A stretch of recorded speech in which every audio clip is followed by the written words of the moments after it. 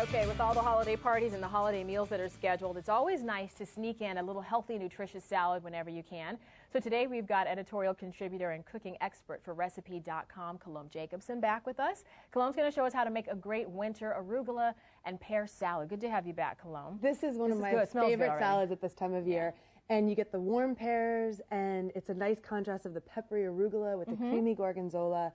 And of course the pears. And I'm going to show you a very easy way to core a pear without any fancy equipment. And while you're cutting also, do you use a certain type of pear? Like, because they all have different This is one of my favorites right? for cooking. It's a Basque pear, and it's a little hardier and meatier than other pears, so it holds up really nicely for cooking. And I'm basically making little pear fillets, I like to call them. Right. And what we'll do is we'll toss them right onto the sheet pan to go right into the oven with the bacon. Now, I love actually putting my bacon and pears in the oven versus doing it on the stovetop because it's a lot less high maintenance. So I'm just going to pop these in the oven. How long do you normally leave those in the oven for? 'Cause the bacon seems like it would take a lot longer than the pear, right? Actually, the pear takes a little bit longer than the bacon. But what's around. great is that you just get like the residual bacon drippings that help cook the pears as well. And then the pears will get in the little golden brown. You'll just turn them once in the oven. Right. Get the whole scent going. And what you really want is to get the bacon really crispy because you want that texture in your salad. All right. So So I've got some pine nuts on the stovetop, and they are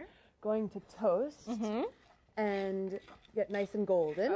All right. And then we're going to start with our dressing. Now, this is a very simple dressing, but what I like to do, one of my favorite ways to do a dressing is in a jam jar, and I do twice the amount so that I can keep it in the refrigerator for the rest of the week's salad. For later on, right? Exactly. Oh, smart. So I'm going to start measuring about a half a cup of olive oil.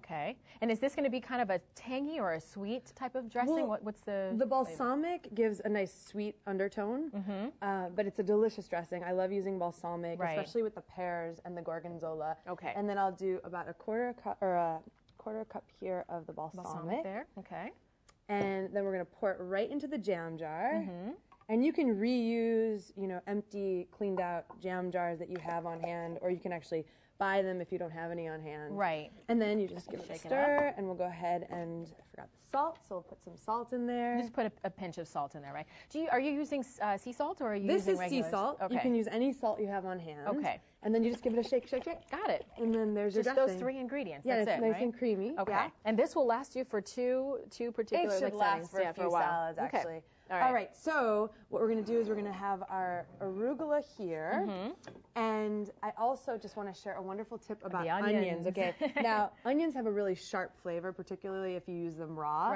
So I always soak them in a little bit of water, just for about 15 minutes, and then dry them off on paper towels, and that takes the bite out of the onion. So it's not overpowering. Power in there. And it doesn't have quite the pungency, which is nice, because raw onions can be a little tricky, right? And thin slices, I like that. Yeah, not very thin, too thick. Very thin. So we've got the arugula. To this, I'm going to add the onions. Just a few, and then we'll also do the gorgonzola. And you and I were talking earlier about what kind of cheese you use. You can put your favorite cheese in here, but this probably tastes the best. I love the gorgonzola with the pears and the bacon. It's a nice flavor combo. And you can also buy the gorgonzola pre-crumbled if you want to take a little shortcut. You just put it right into the salad. And then we'll go with our pine nuts. Which would have been these here that have already been. And then the bacon, which I've cut into bite-sized pieces, so you get a little piece of bacon with every bite. Give it a toss. And then we'll add our dressing. And just kind of toss that all in together. It smells really good, too. It's a different kind of a dish that you would think about during the holidays. Everyone's usually eating heavy dishes and kind of cheating a little. The meal up a little bit.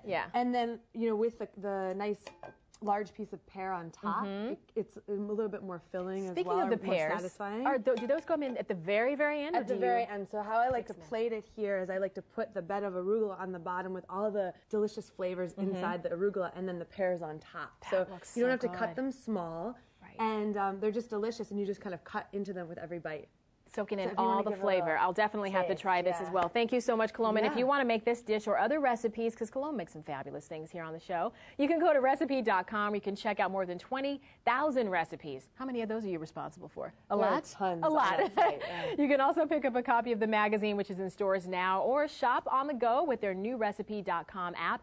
And of course, you can find this recipe here today on our website, bettertv.com.